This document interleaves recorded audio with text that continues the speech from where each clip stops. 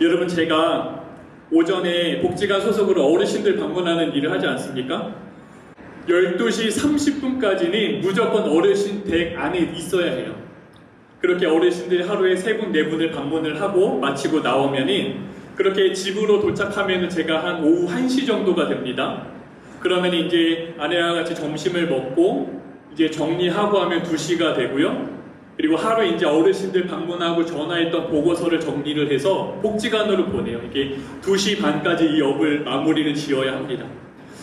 그렇게 이제 마무리가 되면은 이제 제가 또 우리 목양하기 위해서 또 말씀, 설교 준비하기 위해서 이렇게 방으로 들어가거든요.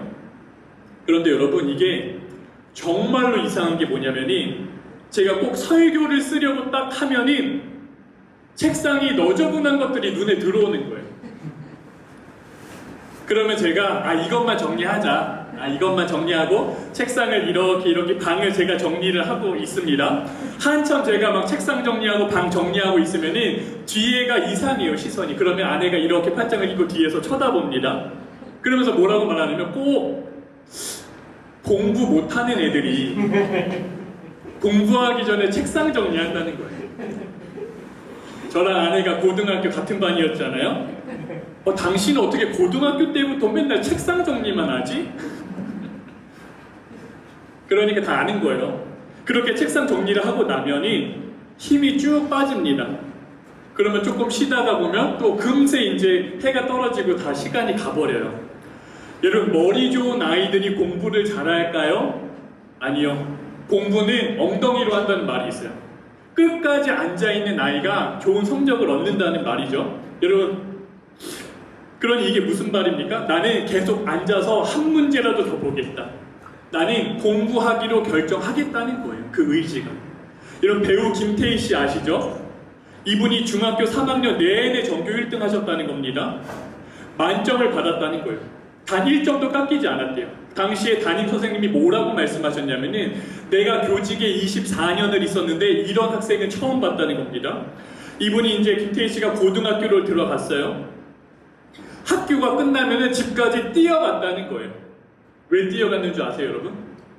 다른 친구들보다 더 빨리 집에 가서 공부하려고 뛰어갔다는 거예요. 김태희 씨가 서울대에 나오셨거든요. 그러니 왜 뛰어갑니까? 나는 빨리 가서 한 문제도 더 공부할 거야. 결정을 내리고 뛰기 시작하는 거예요. 여러분, 요즘에 유튜브에 그 일타 강사로 유명하신 이지연 선생님 아실 거예요. 아주 예쁘게 이렇게 치장을 하시고 사회탐구 영역 가르치면서 EBS 강사고 그리고 이투스 교육 강사로 유명하신 분이거든요. 이분이 강의하면서 아이들에게 뭐라고 말해주시냐면이 사람마다 다 자기가 잠을 자야 하는 시간이 정해져 있다는 거예요. 내가 이 정도는 자야지만 내일 일과를 버틸 수는 있어. 그 수면 시간이 사람마다 조금씩 다르다는 겁니다. 그런데 자려고 내가 딱 누웠는데 잠이 오지 않아가지고 친구들한테 카카오톡 메시지 보낸 적 있는지를 물어보는 거예요. 야, 자냐? 그런 경험들 다들 있지 않습니까? 아마 우리 아이들 다 있을 겁니다. 그런데 그때 뭐라고 말하냐면은 그 시간이 세상에서 가장 아까운 시간이라는 겁니다. 그 이지영 선생님은 자기 본인이요, 언제 잠자리에 들었는지를 모른다는 거예요. 자기가 그걸 모른대요. 오늘은 내가 1시까지 공부하다 자야지, 2시까지 공부하다 자야지, 이러한 생각과 계획을 하고 자려고 누웠던 적이 단 한 번도 없다는 겁니다. 버틸 수 있는 데까지 책상에서 버티고 필름이 끊어져서 잠들었다는 거예요. 제가 살다가 이렇게 술 드시는 분들이 술 먹고 필름 끊어졌다는 얘기는 들어봤어도 책상에서 공부하다가 필름 끊어졌다는 소리는 제가 처음 들어요. 그렇게 내가 끝까지 나는 여기 앉아 공부한다 결정을 하는 거죠. 여러분, 그러면서 학생들에게 누워서 잠이 안 온다. 선생님, 저 불면증이에요. 공부하려면 잠을 컨트롤해야 하는데 선생님, 저 너무 어려워요. 이렇게 말하기보다는 너희들이 누웠다고 다 자는 거 아니잖아. 버틸 수 있는 만큼 한번 책상 앉아서 버텨봐. 이렇게 권면을 해주는 거예요, 그 제자들에게. 그러니 여러분, 공부는요, 내가 하기로 결정하는 겁니다. 공부는 누군가 시켜서 되는 게 아니라고요. 시켜도요, 알려줘도요, 내가 하기로 결정해야지만 되는 거예요. 여러분, 예수 믿는 일도 그렇습니다. 우리가요 예수님 믿기로 결정하고 이곳에 나오는 거예요. 교회에 나오기로 내가 결정을 내리고 교회에 오는 겁니다. 물론 뒤에서 말씀드리겠지만 이 일에 예수님의 도우심이 강권적으로 있어요. 여러분 오늘 말씀을 보면은 베드로가 마지막 때에 조롱하는 사람들이 나타나서 이렇게 말한다는 겁니다. 예수님이 다시 오신다는데 언제 오냐? 조상들이 이미 다 죽었고 창조 때부터 지금 이 세상이 그대로잖아. 예수님이 오신다고? 웃기지 마. 아무런 일도 일어나지 않았잖아 라고 오늘 성경이 말하는 겁니다. 하나님이 말씀으로 하늘과 땅과 바다를 다 만들었다고? 물로 세계가 홍수로 심판을 받았었다고? 무슨 말도 안 되는 소리야. 이렇게 속이는 거예요. 이 물음에 베드로가 뭐라고 대답을 하냐면요 6절에 보면이 세계가 홍수에 잠겨 망하여 버렸다는 사실을 그들이 일부러 무시하기 때문이라고 말합니다. 여러분 일부러 무시한다는 게 무슨 말입니까? 일부러 무시한다. 안 믿겠다는 거예요. 하나님께서 말씀으로 하늘과 땅을 창조하신 그 말씀을 내가 안 믿겠다는 겁니다. 하나님이 홍수로 심판했다는 사실을 나는 안 믿을 거야 라고 말하는 거예요. 이에 베드로가 뭐라고 말합니까? 그러나 지금 있는 저 하늘과 땅도 불사르기 위해서 그때까지 보존되어 있다는 거예요. 이게 무슨 말이냐면이 경건한 사람들 심판받을 때까지만 유지된다는 말입니다. 베드로가 어떻게 이렇게 확신하며 말할 수 있습니까? 베드로는 말씀을 믿기로 결정한 거예요. 말라기 성경에 보면이 하나님께서 마지막 때에는 불로 심판하신다고 하셨거든요. 홍수 심판 이후에 하나님이 뭐라고 말씀하셨습니까? 노아에게 내가 다시는 물로 심판하지 않을 거야. 그렇게 무지개를 보여주셨죠. 그리고 말라기 성경에는 마지막 때에는 불로 심판하신다고 하셨어요. 그러니까 베드로가 지금 말하는 게 하늘과 땅이 지금 그대로 있는 이유도 하나님이 마지막 때에 심판할 그날을 까지야 라고 말해주는 거예요. 여러분 오늘 말씀을 보면 베드로가 홍수 이야기하지 않습니까? 여러분 노아가 왜 방주 만들었습니까? 하나님께서 만들라고 하셨기 때문에 만든 거예요. 하나님이 이 땅의 모든 생물을 끝장내기로 결정하셨습니다. 땅에 그들 때문에 포악한 일들이 가득하고 죄악이 만연하고 그러니 땅과 함께 다 멸망시키기로 작정을 하셨어요.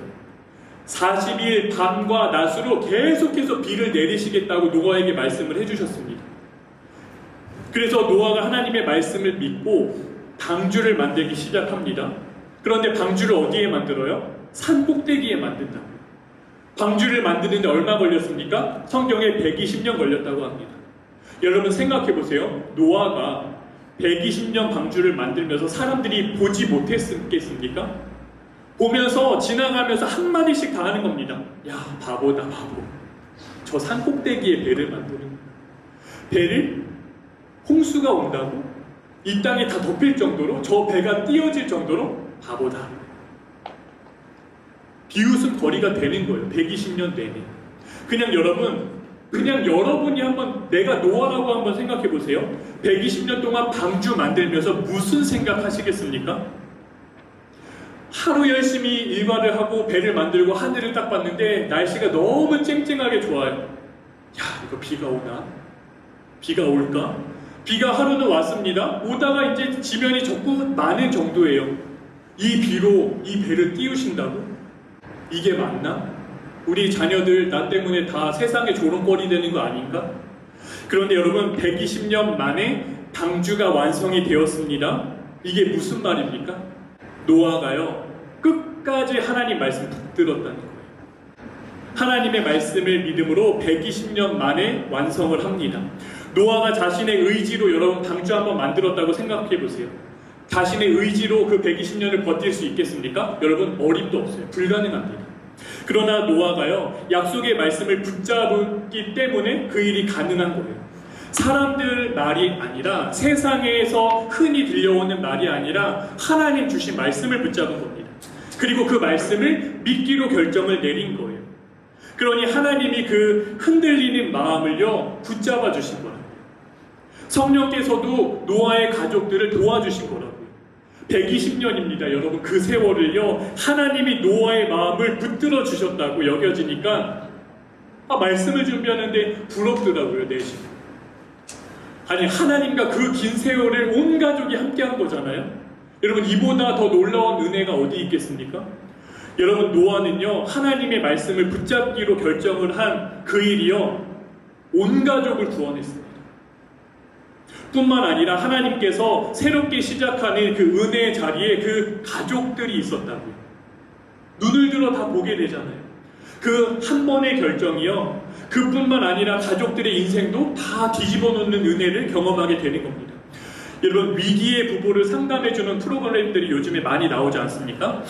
제가 그 TV를 보면서 그 김영한 심리극 전문가님과 그 진태현 씨와 박하선 씨가 그 부부들의 문제 상황을 그대로 재현을 해가지고 자신들의 모습을 보여주는 거예요.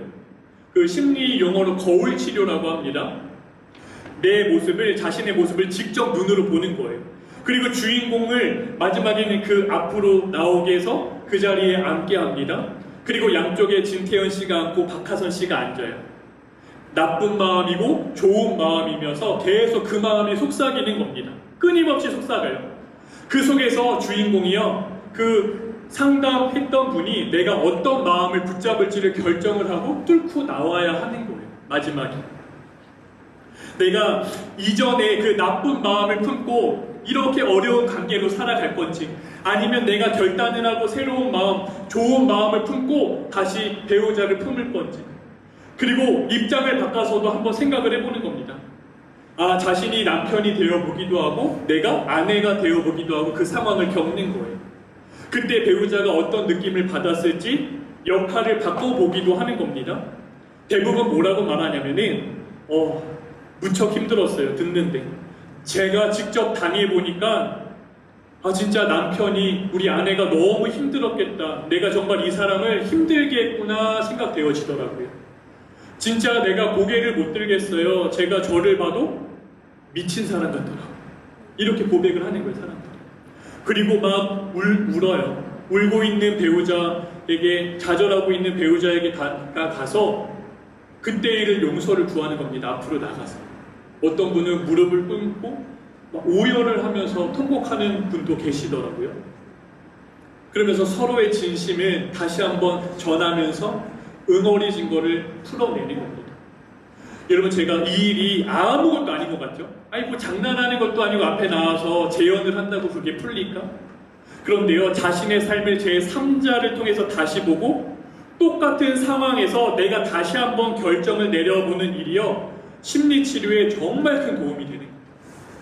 아, 내가 그때 이렇게 했으면, 내가 그 상황에서 이렇게 결정을 내리고 말 한마디 했으면, 행동이라도 했으면, 여러분, 그 한 번이요, 그 치료, 심리치료가 한 번이요, 정말 인생을 뒤집는 힘이 그 안에 있더라고요. 사랑하는 아내와 남편 용서를 구하고 도저히 하나낼 수 없을 것 같았던 관계가 눈 녹듯 녹아내리는 경우가 있더라고요. 여러분, 하물며 우리의 인생 가운데 매 순간을요, 하나님의 말씀을 내가 믿고 내리는 결정들이 쌓이면 어떻게 되겠습니까? 여러분, 그럼 인생이 변하기 시작하는 겁니다. 그러니 여러분, 거짓 교사들이요, 끊임없이 그 약속의 말씀을 붙잡고 흔들어 대는 거예요. 베드로후서 2장을 보면요, 방탕한 삶을 살고 육체의 정욕을 따라 살고 탐욕에 빠져 있습니다. 막 낮에도 찾아가서 쾌락을 즐기는 거예요. 그런데 문제가 뭡니까? 만약에 예수님이 다시 오시고 심판이 정말 있다면은 그들이 틀렸다는 게 세상 가운데 다 드러나는 거예요. 그러니까 어떻게 합니까? 예수님 오지 않아, 재림 같은 거는 없다고, 심판도 없어, 그거 다 은유적인 거야, 상징적인 거야 라고 가르치면서 자기들이 편하게 살려고 속이는 거라고요. 그러니 이 장에 보면은 율법에서 벗어나라는 겁니다. 자유롭게 살라는 거예요. 말하면서 방탕하게 살아도 괜찮다 막 가르치고, 아니, 하나님은 사랑의 하나님이고 은혜의 하나님이니까 자유롭게 살아도 돼. 너 예수 믿는다고 고백했었잖아. 이렇게 계속 무너뜨리는 겁니다. 계속 듣기 좋은 말로 심판이 없다, 편하게 살아라 가르치고요. 그러면서 거짓 교사들이 인기를 얻고 돈을 얻는 거예요. 여러분, 거짓 교사들이 자기들 원하는 대로 살고 싶은데 재림과 심판이라는 진리가 그거를 가로막아 버리는 겁니다. 그러니까 의도적으로 창조 이야기 그리고 홍수 이야기 그러한 역사를 일부러 무시하는 거예요. 안 믿고 그런 거 없다라고 가르치는 겁니다. 결국에 약속의 말씀을 계속 흔드는 거라고요. 여러분, 약속이 흔들리면 어떻게 됩니까? 믿음이 흔들리게 되고요. 거룩하게 살 이유가 없어지는 거예요. 내가 예수 믿기 때문에 말 한마디도 직장에서나 사회에서나 모든 관계 안에 예수님의 말씀대로 행동하려 하는데 그럴 이유가 없는 거예요. 베드로 전서 말씀이 우리가 지금까지 나눴던 것처럼 성도들은 소망 때문에 고난도 다 견뎠잖아요. 재림의 약속이 있기 때문에 핍박도 참고 지금까지 오면서 거룩하게 살려고 애쓴 거예요. 그런데 그 약속이 거짓이라면 그럼 내가 뭐하러 이렇게 힘들게 살아? 이렇게 수요일 저녁에 뭐하러 하나님 전에 나와 예배를 드려? 그냥 세상 사람처럼 오늘 다 파티하고 즐기면 되는 거지. 이렇게 되는 겁니다. 그래서 거짓 교사들은 성도들의 소망의 뿌리를 뽑아버리려는 거예요. 약속을 흔드는 겁니다. 왜요? 그래야 세상으로 따라 나오기 때문에. 그러니 여러분, 사단이 그 약속을 건드리는 거예요. 에덴 동산에서 뱀이 뭐라고 말합니까? 아담과 하와에게 와서요, 야, 하나님이 그렇게 말씀하셨어? 그렇게 약속하셨어? 그거 뻥이야. 그거 거짓말이야. 너네가 선악과를 먹으면 하나님처럼 신처럼 될까봐 그게 두려워서 그렇게 하신 거야. 아담과 하와가요, 약속의 말씀이 흔들려요. 속절없이 무너지게 되잖아요, 둘이. 그런데 두 번째 아담이라고 불리신 예수님이 공생애를 시작하실 때 첫 장면이 뭡니까? 사단이 예수님을 시험하러 데리고 갑니다. 돌을 보여주면서 배고프지 않아? 너 이거 돌 떡으로 만들어 먹어. 야, 하나님이 너 굶게 하시겠어? 너 먹고 살기 힘들어? 하나님이 어디 있어? 내가 직접 나가서 돈 벌고 일해서 네가 네 아이들 먹고 살려야지. 가정 너가 책임져야지. 하나님이 어디 있어? 그러니까 이거 얼른 돌 떡으로 만들어. 성전 꼭대기로 올라가서 너 여기서 뛰어내려라. 하나님이 너 지키시냐? 야, 하나님이 네 가정을 지키신다고? 하나님이 네 자녀들을, 네 부모님을 지켜주신다고? 내 직장과 사업장을 지키신다고? 아니야. 내가 나에게 절하면 천하 만국을 줄게. 절 한 번 하면 다 줄게. 쉽게 살아. 너 뭐하러 십자가 그 지고 고생하려고 하는 거야? 편한 길이 있는데 왜 좁은 길로 가려고 하는 거야? 나한테 절만 해. 다 줄게. 내가 다 준다고. 여러분, 예수님이 이 세 가지 시험을 어떻게 이기셨습니까? 성경을 읽어보면 기록되었으되 사람이 떡으로만 살 것이 아니다. 두 번째도 기록되었으되 주 너의 하나님 너가 시험하지 말아라.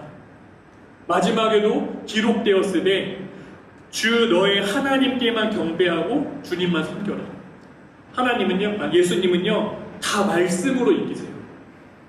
자기의 말이 아니라 구약 성경에 하나님이 주신 말씀으로 다 받아치신 거예요. 이런 베드로가요, 인생 마지막을 다가가면서 이제는 아는 겁니다.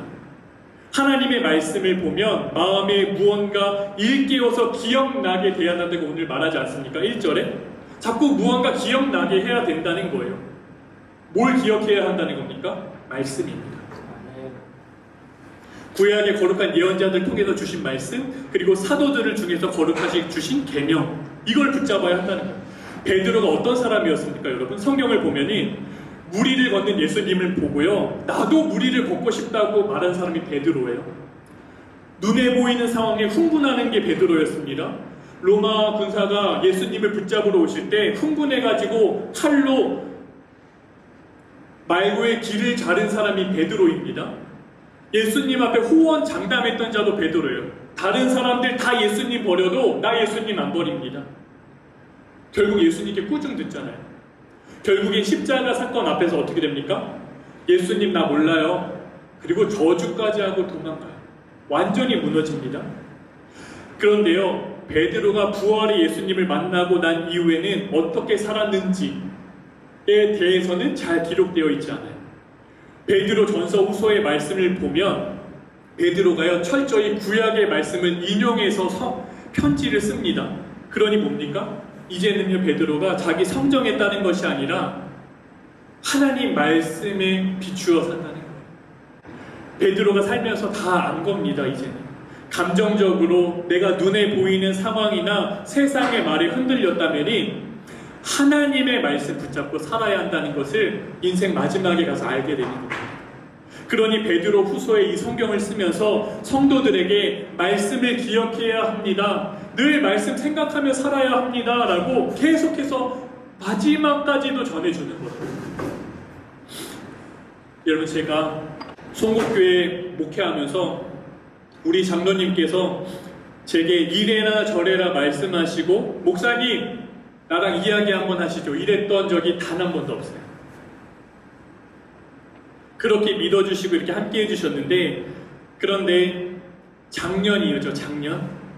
작년에 추석 명절이 지나고 장로님께서 제게 하실 말이 있다는 겁니다. 교회에서 보자는 거예요. 제가 교회로 와서 장로님을 만나 뵀습니다. 장로님이 저한테 뭐라고 말씀하시냐면은, 목사님 다른 교회로 가시죠. 저한테 다른 교회로 가라는 거예요. 제가 깜짝 놀라가지고, 근데 아무 대꾸하지 않고 장로님이 무슨 이야기 하나 끝까지 들어봤습니다. 8년간 한 사람도 교회에 등록한 사람이 없고, 그때 우리 정진수 집사님도 교회 안 나올 때였어요. 부흥도 안 되고 앞으로 교회의 미래가 어려워 보인다는 거예요. 장로님도 이제 나이가 들어서 건강도 약해지고 병원 갈 때마다도 돈도 많이 들어갑니다. 우리 장로님 권사님이 보험이 없으세요. 그렇게 자녀들 다 길러내신 거예요. 8년 전에는 저랑 막 교회 청소도 다 하고 막 운전도 막 정말 잘하셨거든요. 그런데 이제 면허도 다 반납하셔가지고 병원에 가려면, 천안까지 가려면 버스를 타거나 아니면 자녀들에게 이제 아쉬운 소리를 하셔야 하는 겁니다. 그러니 그 재작년 명절 때 자손들이 모여가지고 이제 아들 사는 곳으로 장로님 모시기로 그렇게 하셨던 것 같아요. 그러면서 마지막으로 장로님이 송곡교회에 그때 당시 저 올 때 좋은 목회자를 보내달라고 해서 목사님 모셨는데 8년 동안 열심히 하셨는데 제가 목사님만 남겨두고 먼저 떠날 수가 없다는 거예요.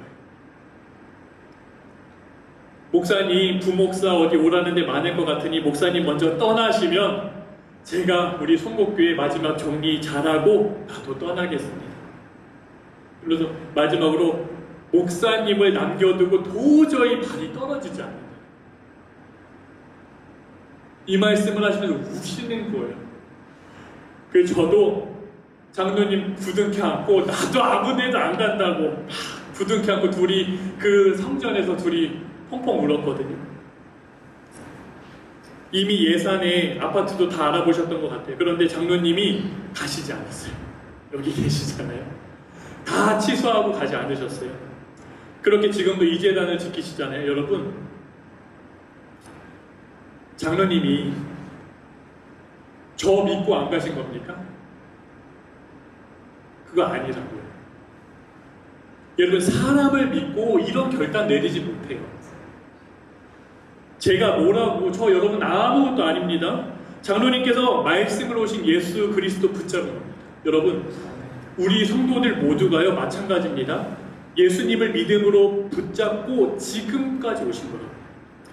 여러분, 사단이 끊임없이 안 된다, 야 그거 뻥이야, 없어, 홍수도 없었고 창조 그런 거 다 없어 이야기하거든요. 여러분, 장로님이 신앙이 약해가지고 그렇게 말씀하실 겁니까? 아니에요. 끊임없이 일평생 80년을 예수 믿어도 흔든다고. 약하잖아요. 이제 나이도 많잖아. 힘들잖아. 자녀들이 다 걱정하잖아. 8년이다 8년. 뭐 성도 한 명 늘었어? 무슨 건축이야. 여러분, 장로님이 지금까지 이 성전까지 합하면은 교회의 성전 봉헌만 4개를 하셨어요. 4개. 그렇게 하나님께 성전 봉헌하신 분이고요. 심지어 목사님을 장로님 집에서 3년간 모셨어요. 우리 권사님이 목사님 밥 다 해드리고 애기 업어서 길러 목사님 애를 기르신 거라고. 그랬던 분들이 믿음이 약해요. 끊임없이 약속의 말씀을 흔든다고요. 그거 하나예요, 사단은 이유가. 그러니 여러분, 우리가 해야 하는 일이 뭡니까? 다른 거는 없습니다. 약속의 말씀을 붙잡기로 결정하는 거예요. 눈에 보이는 거 믿고 결정하는 것이 아니라 말씀을 믿고 결정을 내리는 겁니다. 예수님만 의지하면서 하나하나 결정하고 선택하고 살아내는 거예요. 여러분, 우리의 인생도 마찬가지입니다. 막 돈 때문에 막 새벽에 막 눈 떠지고 잠이 안 와요? 이번 달도 빠듯한데 다음 달 어떻게 하지? 계산기 두드려야 답도 안 나온다고요. 그런데 예수님이 뭐라고 말씀하시냐면 공중의 새를 보라. 심지도 않고 거두지도 않고 하늘 아버지가 다 먹이신다. 아멘. 너희가 새보다도 귀하지 않냐? 말씀 붙잡는 겁니다. 병원 갔는데 결과가 너무 좋지 않습니다. 머릿속이 하얘져요. 왜 하필 나야? 하나님, 나 일평생 하나님 섬겼는데, 나 열심히 살았는데. 그런데 시편 기자가 뭐라고 말합니까? 사망의 음침한 골짜기를 지날지라도 해를 두려워하지 않는 것은 주께서 나와 함께 하심이라. 아멘. 그 말씀을 붙잡는 거예요. 자녀 때문에 속상하고 내가 이러려고 너 키운 거 아닌데 교회 안 나오고 말도 안 듣고 합니까? 그런데요, 시편에 탕자를 기다리는 아버지의 마음을 묵상하는 겁니다. 아들이 떠났을 때 매일 문 앞에 서서 기다립니다. 여러분, 하나님이요, 여러분들보다 여러분의 자녀를 더 사랑하시는 분이 하나님이시다. 부부 사이가 예전 같지 않아요? 같은 집에 사는데 대화도 없고. 여러분, 하나님이 두 사람을 짝지어 주셨어요. 그 관계 안에 하나님 안에 있는 겁니다. 직장에서 버티기 힘들어요? 월요일이 아침이 무서워요? 끝이 안 나요? 여러분, 예수님이 뭐라고 말씀하셨습니까? 수고하고 무거운 짐진 자들아 다 내게로 오라 말씀하셨어요. 여러분, 우리가 살아가면서 이리 흔들리고 저리 흔들리는 게요, 이상한 게 아닙니다. 노아도 120년 동안 아마 그랬을 거예요. 하늘은 쨍한데 사람들은 비웃는데, 야, 이게 정말 맞나? 이거 내가 결정 잘못 내려가지고 우리 자녀들까지 다 조롱당하는 거 아닌가? 흔들렸을 거라고. 그런데요, 노아가 대단해서 버틴 게 아닙니다. 하나님이 그 흔들리는 마음을 붙잡아 주시는 거라고요. 120년 동안 하나님이 노아의 손을 놓지 않는 거예요. 여러분, 우리가 말씀을 붙잡는다고 당장의 상황이 다 뒤집히거나 변화되지 않습니다. 달라지는 건 아무것도 없지만 달라지는 건 딱 하나, 믿음. 내가 예수님 함께합니다. 주님이 내 손 붙잡고 있음을 내가 믿는 거예요. 그러면 성령의 도우심을, 그 인도하심에 우리의 삶이 올려드리게 되는 겁니다. 여러분, 우리가 약속을 믿기로 결정하면 하나님이 도우시는 거예요. 아멘. 내가 하나님 말씀대로 순종해보려고 하면 하나님이 그 순종에 역사하시는 겁니다. 내가 붙잡기로 결정하면 하나님이 그 손을 놓지 않으세요. 성령께서 그때부터 도우십니다. 오늘 이제 예배를 마치고 우리가 또 집으로 돌아가지요. 다시 일상입니다. 다시 흔들리는 생각이 우리에게 또 온다고요. 그때 우리가 기억해야 되는 게 뭡니까? 내가 주님 붙잡기로 결정했지. 내가 그렇게 주께 나아가 말씀 붙잡으며 하나님이 나 놓지 않으시지. 우리가 이 믿음으로 살아가는 겁니다. 여러분, 정말 폭풍 같은 세상 가운데 믿음으로 예수 그리스도 손 꽉 붙잡고 걸어가시는 저와 여러분들 되기를 주의 이름으로 축복을 드립니다.